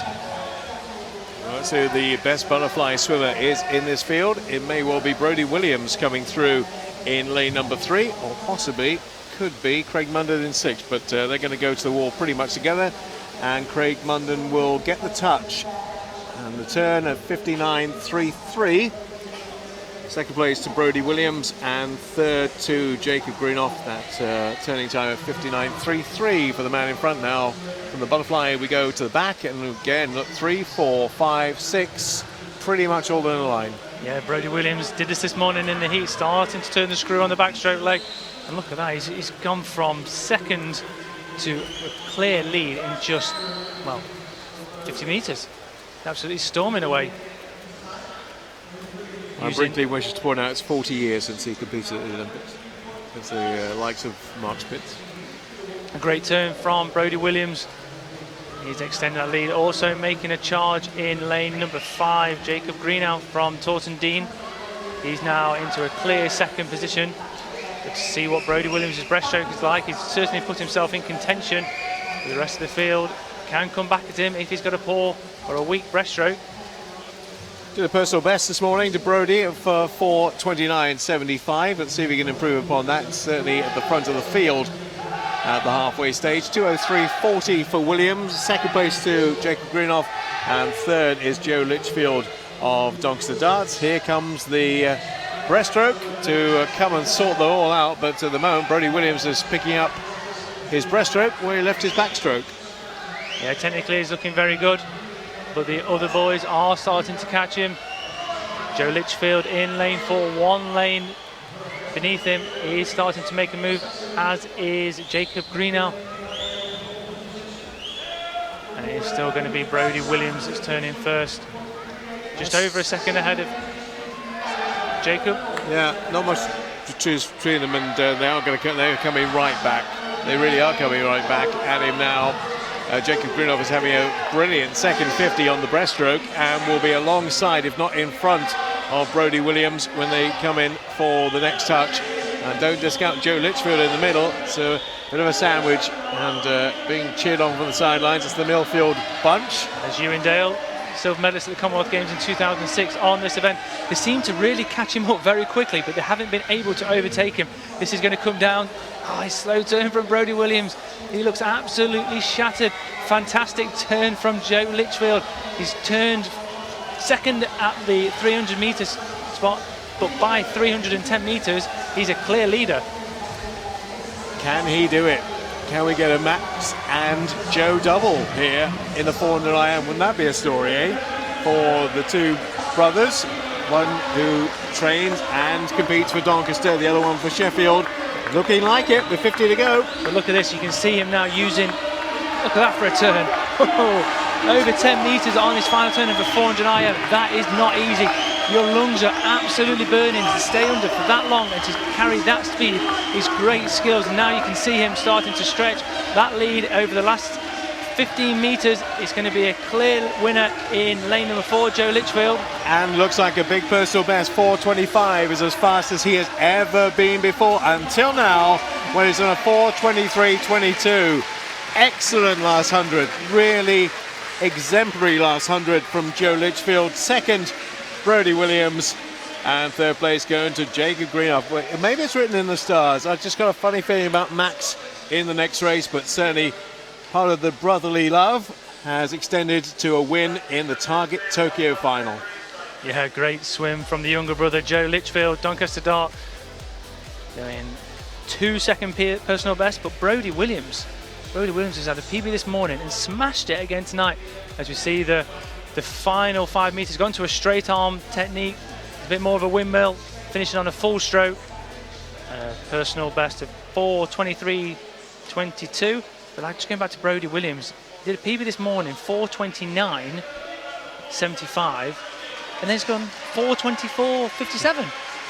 That's a huge, that's 5 seconds in what, 8 hours? Yeah, massive improvement, and that's what we want to see. That's exactly what we want to see for the future, and things looking quite rosy, I have to say, in the 400 IM camp for men.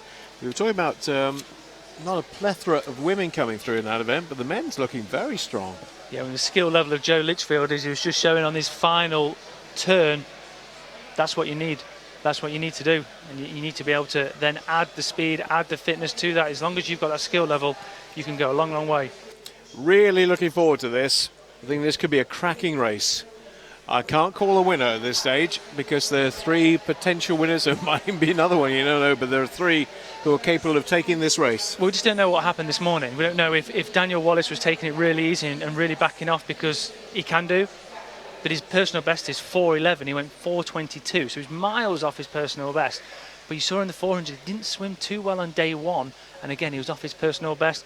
You saw Max Litchfield do a 4:17, so 3 seconds off his personal best, but he looked really, really easy. He looked really easy. But did he go too quick? Are the other boys saving themselves? Lewis Smith, just 1 lane up, he's got a PB of 4:14, and you've also got Roberto Pavoni in lane number 5. 4:12, and he went 4:20. So it was the big boys, the older boys, the people that we've seen on the international stage for many, many years saving themselves, or has Max Litchfield absolutely cruised it in and going to have a massive time? I know the Sheffield swimmers are really excited about what he can do tonight. That's what I call a Johnny Nash, Ross. More questions than answers, and we'll have those answered in the next 5 minutes for definite. In the men's 400 IM, still with the women's 50 free to come, remember. So splash and dash involving Fran Housel and others a little later on in the programme. I was just going to say, he's a confident lad, Daniel Wallace. He's just trained out in Florida, and he's got that bravado of the American system behind him. And there he is. There's a big cheer, and the Sheffield posse are all in the pen on the far side. See him in red. As we look at the 1:28, this is going to be a fascinating race. Absolutely fascinating race, this. Every single Olympic cycle, there's always a surprise. There's always a surprise on who actually makes the team. I'm not saying this would be a huge upset, but you certainly beforehand, you're looking at the ones to watch, you'd point at Roberto Pavoni, point at Daniel Wallace. You wouldn't really mention Max Litchfield. He did go to the Commonwealth Games in 2014 for Team England, but he has an opportunity here to really upset the favourites, shall we say. And would he have seen his brother just go then, or would he have been in the call room? He would have seen it, but I'm not being unharsh. He wouldn't really care. Right. 400 IM final. 4:12.08 is a really tough time as well. I know that Roberto Pavoni can get right on the cusp. Now, can anybody else get close to him? And this is going to be a very interesting race as it unravels. Butterfly first, backstroke next, breaststroke third, and then we're onto the front crawl. And maybe, just maybe, nothing will develop until we get to that final leg. Yeah, maybe you may be right. Just want to clarify. I don't mean he doesn't care about how his brother swam. He'll be so focused on his race. He's got a huge opportunity of maybe putting himself in front of the selectors to go to the Olympic Games, which would be a huge achievement. But we're already seeing a completely different Daniel Wallace than we saw this morning. He's going out strong in lane number 6, and he's turning first in 26.46 at the halfway of the butterfly leg. Well, let's see whether he can continue it. They are coming back at him. There's going to be 3 virtually in a line as they come in at the conclusion of the 100 butterfly. But Dan Wallace is probably just going to edge out Roberto Pavoni. Max Litchfield in 3rd place. 4th is Matt Johnson. We know his butterfly is good. So this might be where he starts to fade. Now, one of those three centre lanes indeed now joined by Lewis Smith in fourth place, and there's probably about 2 body lengths between first and fourth. Just seen Joe Litchfield in the previous final have great skills, and you've just seen it by his brother as well. Pushed off from the fly onto his back, and he went straight onto his back, using that dolphin kick to great effect. And now it is slightly, no, he's not in front, but he's 5/100 of a second behind Roberto Pavoni. We did say that this race is probably going to go one way and then the next way, depending on what discipline. It looks like now it is Max Litchfield slightly ahead of Roberto Pavoni, and these two swimmers are starting to move away from Daniel Wallace. It's going to come down to who's got the strongest breaststroke, and then they can back it up on the freestyle. But so far, it is Max Litchfield that is edging out in front, half a body, less than half a body, as we come into the halfway stage. Now we know that Daniel Wallace has a very, very good breaststroke, so let's see what he can do with this, because he's in third place at the moment. Max is in front, 2:02.56. Roberto Pavoni in second at the halfway stage, 2:02.93. Dan Wallace, 2:04.72. He's got a lot to make up, though. He has got a lot to make up, and he does seem to be moving on now. He also has a really good freestyle. He was a part of the World Championship gold medalist team last year in the 4x2, so he's got a great freestyle, great breaststroke. But Max Litchfield, he's flying, and he's taking the rest of the boys with him. Just in front, he's taking Roberto Pavoni with him at the 50 split on the breaststroke. Max Litchfield is ahead by 19/100 of a second from Roberto Pavoni. Dan Wallace in third place. Wallace is trying to come back. Is he making any inroads? Making slight inroads. 3 of them might go to the wall virtually together here. It's getting that tight, and Max is getting a bit tight. Roberto Pavoni might just edge in front. It's that kind of race. Yeah, Max Litchfield, also a great freestyler, as part of the European Junior 4x200 winning team from a couple of years ago. But I think Daniel Wallace, he's left himself too much. This is going to come down to the freestyle. It's not a surprise. They're turning. There is 4/100 of a second separating Max Litchfield away from Roberto Pavoni, and he's having a storm in first 15 metres. He's moving away from Roberto Pavoni. Can Pav do anything to keep hold of him? He's got 75 metres to catch up onto Max Litchfield, and not only catch him up, but overtake him. 2-horse race, should be. Dan Wallace is not going to catch these two. Can Roberto Pavoni catch Max Litchfield? Way. He's gone. He's gone. Look at him on the screen. He is gone. He's extended that 4/100, and now he's extended it to 0.7 of a second. We said this could be a surprise. It's not going to be a surprise to his coach and the people at Sheffield, but we were all looking at Roberto Pavoni and Daniel Wallace, but look at him, absolutely fine. He's only got 15 metres to go, Bob. 4:12.08 is a qualifying time. He's looking for the Great British record. It's 4:11.04. He's going to do it. Max Litchfield, it's going to be a new British record, is it? No, but it is the qualifying time. He's done it by 3/100ths of a second. Max Litchfield has done it.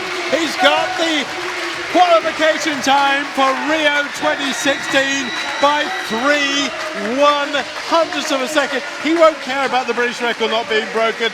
He's done what he set out to do. Roberto Pavoni beaten by over 2 seconds in the end.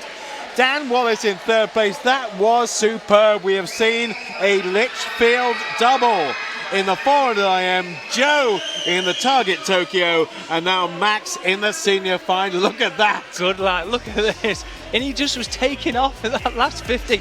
You see him now, he's coming into the 15 metres to go. He was just getting stronger and stronger, and he had to. 3/100ths of a second. That's nothing. That's a reaction time off the block. What a swim. I tell you what, you wouldn't mind being their parents tonight, would you? No, absolutely. Celebrations all round.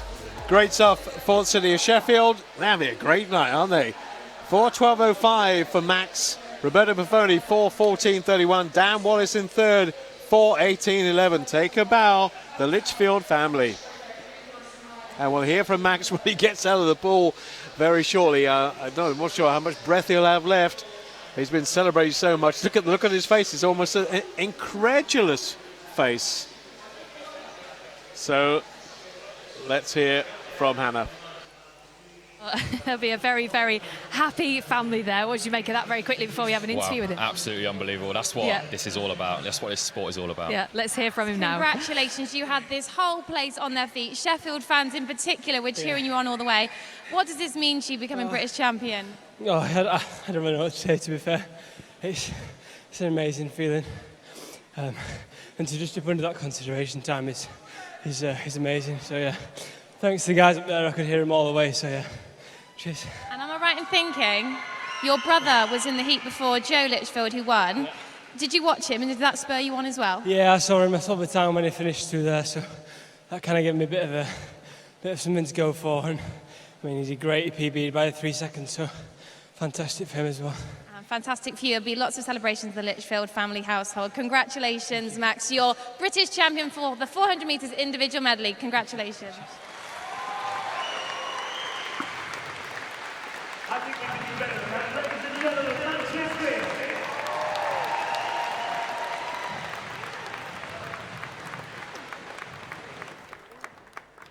I'll tell you what, nothing like a bit of sibling rivalry. What a performance from him. Fantastic. You didn't expect it, in all honesty, and that's why I love this sport, because you didn't expect it. The underdog's gone there. He's done the hard yards up in Sheffield, and he's proved that he can do it in Rio. Yeah, I mean, at one point I thought Roberto Pavoni was going to take that as well. I mean, there was a few instances during that race where it could have been anyone's, but he just had that fight in him at the end. And Dan Wallace, you can never write Dan Wallace off either. You know, he's got a strong freestyle, but Max just held on for the win. He just didn't have enough at the end. It was too far in front. But Roberto, like you said, he's a great swimmer, and what he's done for 400 IM in this country is unbelievable. These last 6 years, he's really moved that event on.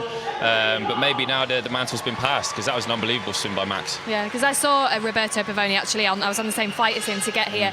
Really confident, really excited about this week. And I mean, he put in a very strong performance as well himself, didn't he? Definitely. And what I love about Roberto, he will be only too happy for Max there. He's an absolute gent, and he works very, very hard in training. But you know, great swim by Roberto as well. You know, I'm sure he's not done there. I'm sure there's plenty more in the tank for him too. Yeah, well, there's still another event to come after this, of course. We have the women's 50-metre freestyle, so make sure you stay tuned for that. But let's take a look at the medal presentations going on right now. Amy Wilmot then, emerging victorious, beaten by Hannah Miley the other day, but this time round, swaps that silver medal for a gold medal. Didn't quite get the time she was hoping for, but nonetheless, always good to win the British Nationals.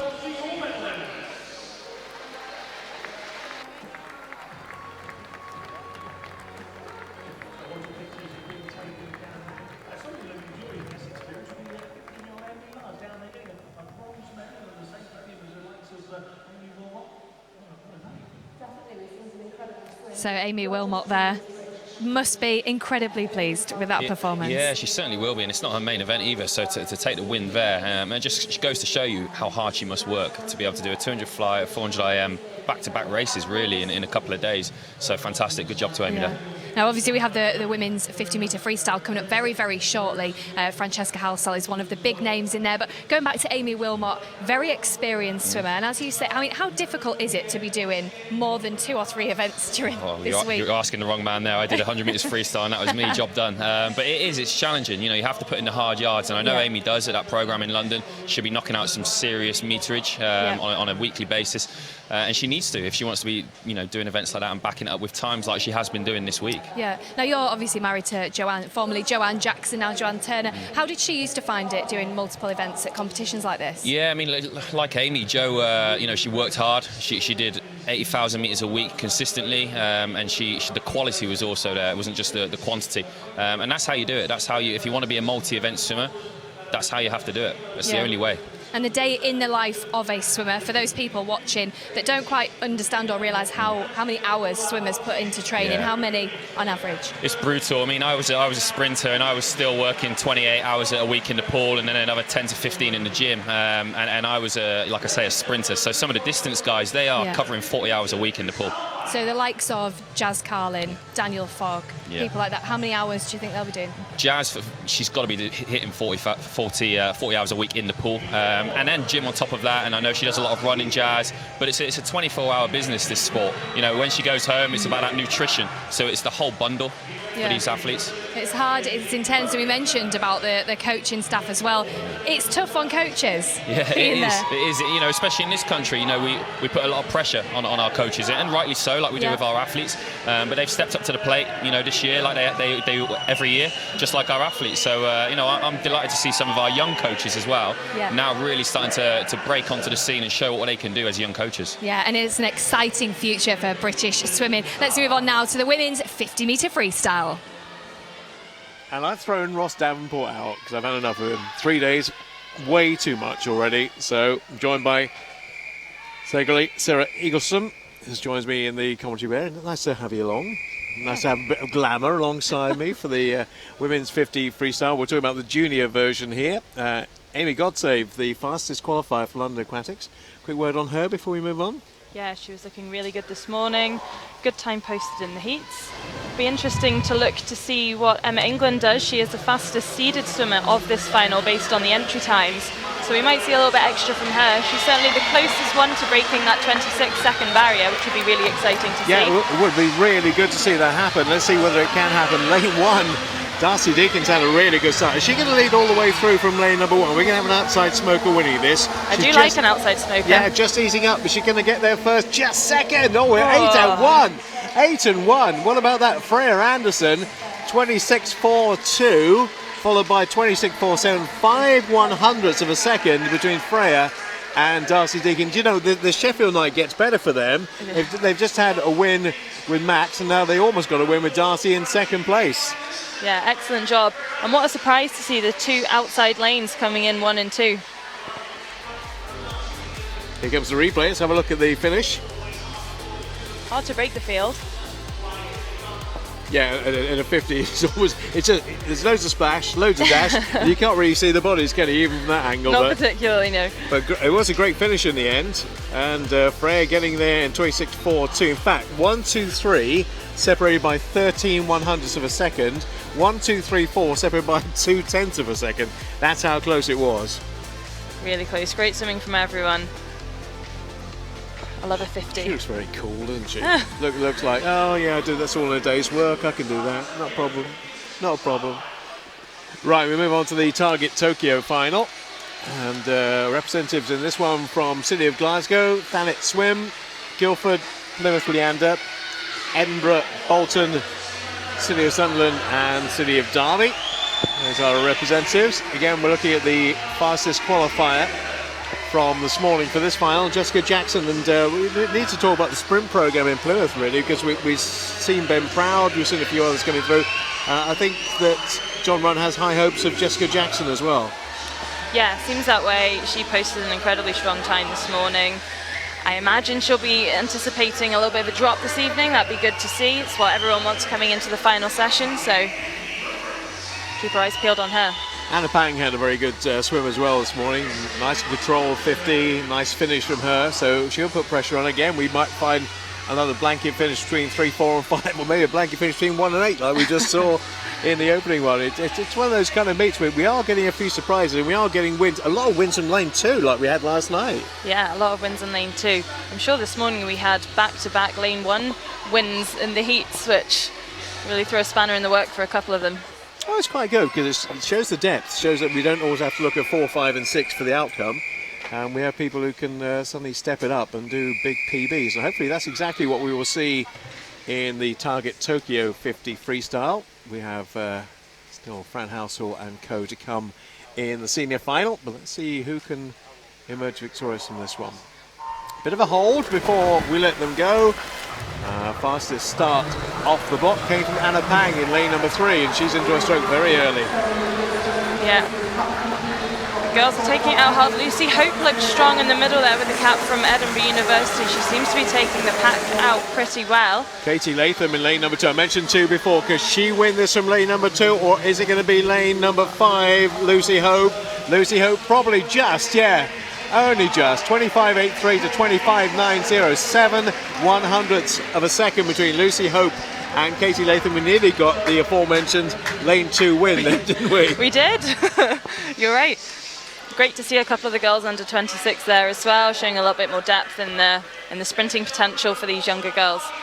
We'll have a look at the finish of that in just a moment. But Edinburgh winning, Thanet Swim, and Anna Pang in third from Guildford. Here that you may recognise for the final of our finals for the women's 50-metre freestyle. Her name is Francesca Halsall. So have a look at this.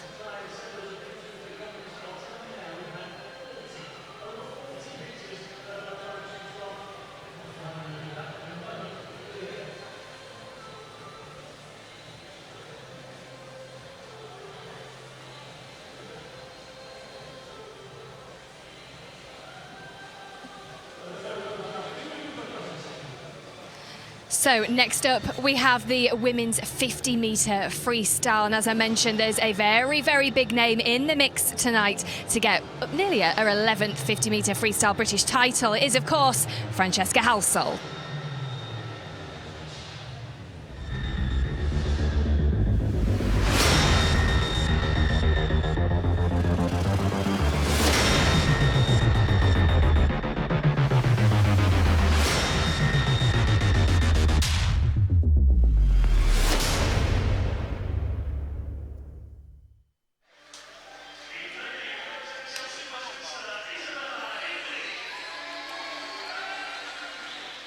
So the final of the evening, and it is the quickest of the lot.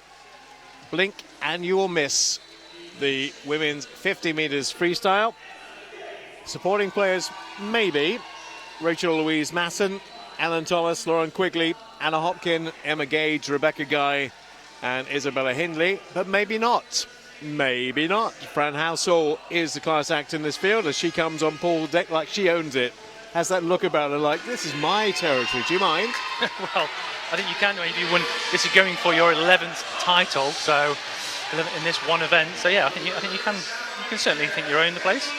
Now, we are going to be keeping an interested eye on lane number 5 because we've had the word on Anna Hopkin from her coach Chris Alderton that she is on the verge of hopefully doing something rather special for him and for her. And she goes in lane number 5. Lauren Quigley pretty much always does something special for Stockport Metro in lane number 3. And Anna's best time without training that much. She's come through to a 25.17, which is impressive stuff. Can she get sub 25 in this time that Fran Halsall needs, and indeed the others for that matter, to make the qualification time for the Olympics and consideration time 24.37. 24.37. Fran Halsall. Now, she didn't quite do that in her sleep. She does it on a regular basis. And fastest away, Ellen Thomas in lane 2. But Fran Halsall, although she was one of the slowest away, will pick up now, and here she comes. She's absolutely flying as well. She sits so high on the water, such a high stroke rate. Takes a breath at 35 metres. Now she's going to be charging towards the water. 24.37. Come on, you can do it. And, oh no. 24.48 outside the time. Anna Hopkin in second place from Bath in 25.39, and yeah, she was outside her personal best as well. Third place to Lauren Quigley. Fran Halsall looked to be in really good measure there, looked to be in really good shape, and nothing looked to be faltering on that stroke. But somehow, some way, she just slipped outside the time she was looking for. It was a tough time, admittedly, but 24.48 will be a disappointment to her. Yeah, but she has been quicker already this season. Her season best is 24.23, so that would have been under the consideration time to go to Rio. But she looked so good.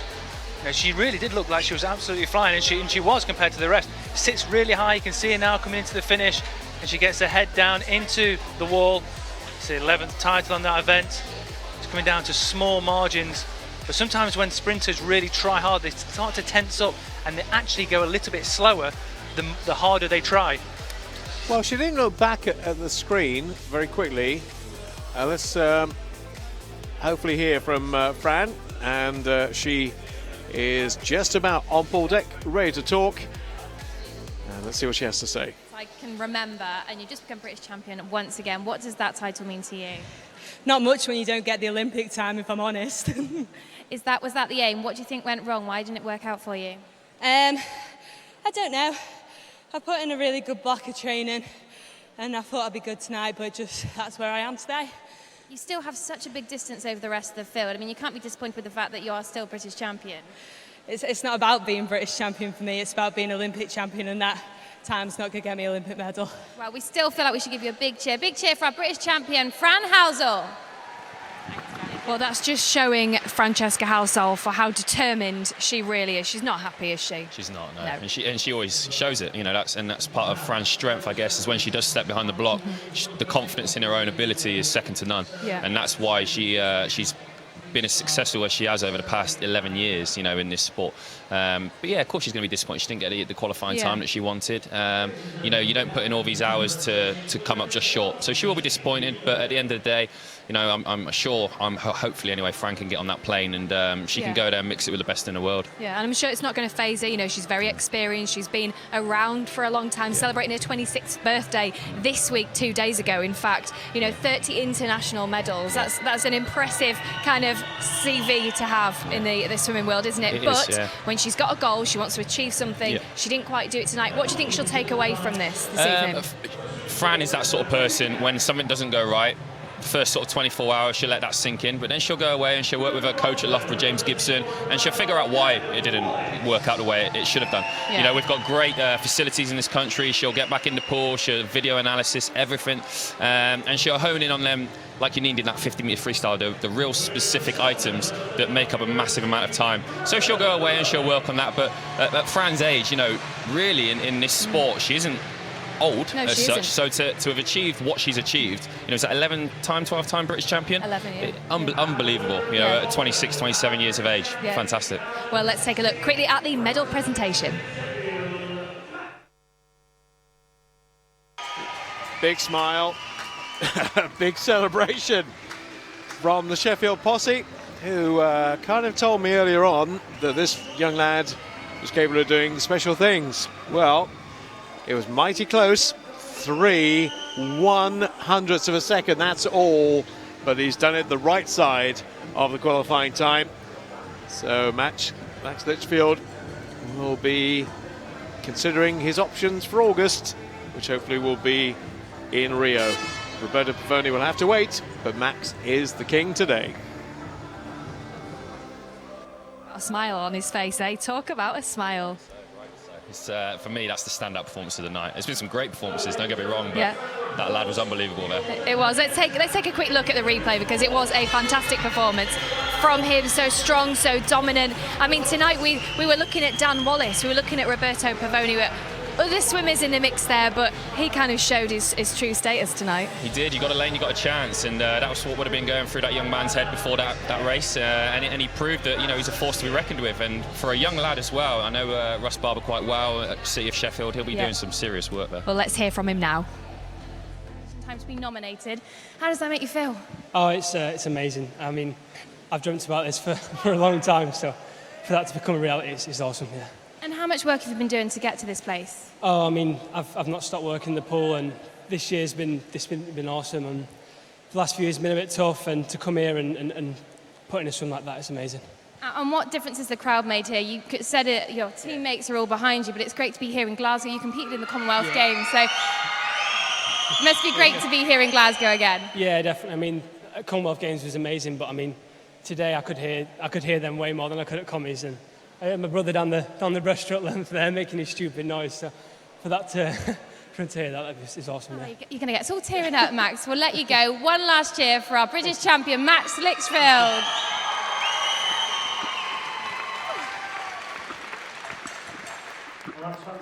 I'll tell you what, Sheffield are out this evening, aren't they? Did you hear those cheers just then? Unbelievable. That race, it lifted the roof off his place. Really, really good to see. Yeah, they did. They certainly did. What a fantastic performance from him. Very, very pleased for Sheffield tonight. Putting some strong performances as a team, haven't they? Yeah, and Russ Barber, every single Olympic year or every single British Championships, Russ puts someone on the team. He's a great coach, and he's got a great philosophy. And I know many coaches look up to Russ, so it's great to see Russ getting another swimmer on the team. Yeah, and himself as a coach, I can say firsthand, he used to coach me at Sheffield, and he's fantastic, very understanding, very charismatic, and such a nice guy, but shows in his reflection across the board from all of his performances from his swimmers. Yeah, so what I far. love about Russ is at 5 a.m., you know, Yeah. he's got a smile on his face and he loves his job. And, you know, we all know that's half the battle, isn't it? Is getting up in the morning and loving what you do. And he's certainly, you know, epitomising that. So it's great to see. Yeah. Now let's move on because, you know, we're going to look at Francesca Halsall, obviously the British champion in the women's 50-metre freestyle. And you trained at Loughborough as well as Fran trained. How much of a good environment is Loughborough? Because Loughborough produce some fantastic swimmers. It does. I mean, I was lucky enough to train with Fran for 5-6 years. Firstly with Coach Ben Titley, and then when Ben moved, she then worked with James Gibson. And it's a fantastic environment. There's not many environments like it. Yeah, well, let's take a look at her getting a gold medal. Interesting to see her reaction. Well, she's not happy. You can tell that. Just not happy at all. That smile, she's been crying. She's overcome with it because she seriously believed, indeed we believed, that she would do the time she needed to get tonight. She hasn't quite done it, and she's a very emotional swimmer. National championship for her doesn't mean anywhere near as much as guaranteeing that time for Rio. She has the 100 freestyle still to come, and she'll be able to right the wrong if she sees it that way. From the 50 freestyle, it's a gold, but that was rather half-hearted celebration, wasn't it? Fran Halsall will come back in the 100 freestyle later in the week. Well, still another opportunity. I mean, she looked very upset there on the podium. Yeah, of course, and she's going to be, you know, she will be disappointed. She'll take that home with her tonight, and she will be upset for a few days, no doubt. But that's the great thing about Fran. We know she'll bounce back. You know, she's got it in her. She's got that determination. She'll be back for sure. Yeah, well, let's take a look at her performance from start to finish. I mean, she blinking, you missed this one, but you know, she always puts in a strong performance. It just wasn't the time she wanted tonight. Yeah, I mean, Fran's always got a great start, and to be honest, the start looked really, really nice there, and it seemed to be about 25 metres. She picked that stroke rake up into the finish, but you know, just shy of the time. The finish was nice. Maybe it's just a few temps that she can scrape off there, but she will be able to scrape them off. She'll go back to the training pool now and work on those items, no doubt. Showing what a true professional that she really, really is.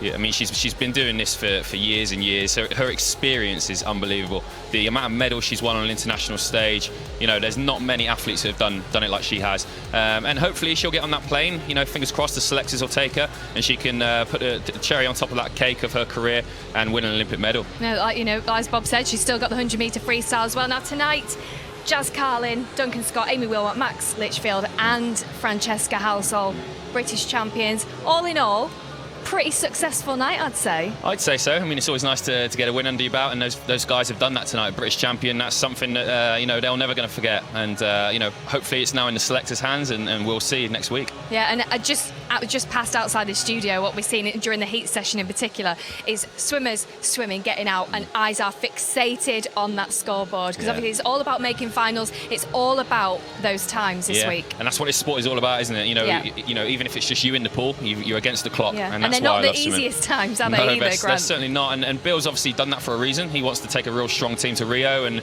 the philosophy is if he takes a team, those guys are going to win medals, and that's the idea behind it. You know, a lot of guys have stepped up, and it's great to see. It really is. It breeds success in this country, and there's no doubt that the future is bright for British swimming. Yeah, and I just want to see Max one more time getting his medal in the presentation. This tonight summarises hard work, dedication, commitment, sacrifice, and obviously, you know, Russ Barber was... I wish we'd have got a close-up of Russ as well, to be quite honest, because he looked like he may have had a tear in his eye. I'm sure he did. But what a moment for this guy. Yeah, that is what sport is all about right there. You know, a young lad who's put in the hard miles, and you know, he's reaped the benefits tonight and qualified for his first Olympic Games. Yeah, and I love the response when people are like, oh wow, you know, I couldn't believe it. But, you know, I'm sure Russ would be saying, yes, well, I could, and I believed in you all the time. 100%. And to see you perform like that was fantastic. Yeah, but that's the great thing, isn't it? Russ would have not necessarily known, because nothing's guaranteed in this sport, but he'd had a good idea what Max could have done tonight, and he's gone and proved it, hasn't he, to Russ, which is great. Well, he is living the dream. And we're going to keep living the dream tomorrow as well, as we kick off day 4 of the British Swimming Championships 2016 at 9:55. So what I'd advise you to do, set your alarm for 9:45 roughly, to make sure that you're tuned in. And as I said to you earlier, if you know somebody else that's interested in swimming, let them know that the live stream is exclusively live for you to be able to watch all the heats as they're happening and unfolding, all the times as they unfold. We're getting interviews with swimmers, with coaches, and we're getting legends like Grant into the studio as well every single day. Now, tomorrow we're going to kick off with a men's 200-metre breaststroke. What are you expecting for that one? Well, big things. That's a great big event. Things. That's quite a statement, well, Grant. Breaststroke in this Okay. country at the minute, and breaststroke in this country for a long time now has been unbelievable. Dominating, isn't yeah, it? it really is. So I'm really excited. We saw a great 100 metres breaststroke from Adam Peaty earlier in the week. So I'm just excited. There's some great breaststroke swimmers in there, but it's going to be tough. It's going to be real tough. Michael Just to get on the Jameson, podium, just to make the final is going to be tough. Yeah. So the it's going to be. heats are going to be critical tomorrow. Then we move on to the women's 100-metre freestyle. Needless to say for this one. Yeah, it's going to be interesting to see. I'm sure, no doubt, Fran's going to get a good night's sleep. She's going to bounce back tomorrow. And She's she'll going to be come okay. back. You think she'll bounce back? She will. She'll come away? back with a new head on tomorrow. I know Fran, and she'll do a great job. No doubt about it. And the men's 100 fly. Wow, that's a tough one to call. It could come from anywhere. There's 8 lanes in that final, and it honestly could come from any one of those lanes. And women's 200-metre backstroke. Yeah, the 200 backstrokes are going to be a tough one tomorrow. There's a few guys that I think have been flying under the radar these last couple of years, and not saying any names. Keeping your cards close I to your am not chest, saying aren't any you here? names, but I've got some big hopes for a couple of swimmers in there. Okay, and the men's 1500-metre freestyle tomorrow as well. Wow, I'm looking forward to seeing Daniel Fogg in action tomorrow. He's an absolute workhorse. The work he does at Loughborough with Kev Renshaw is unbelievable, and I think he's going to have a good swim tomorrow. I really do. You think? Putting money on, bets on, hey? Well, if I was a betting man. If you're a betting man, eh? If you're a betting man. Well, listen, thank you so much for joining me in the studio here tonight. And, of course, thank you to you at home for watching, and Ross Davenport, Bob Ballard for their fantastic commentary. It's been amazing for day 3. Make sure you join us for day 4 tomorrow. Keep your tweets coming in as well. #BSC16. This is the place to be. We only have a few days left, so I'll see you tomorrow morning at 9:45 at the Ready for the Action to start at 10 a.m. Thanks for joining me. See you tomorrow.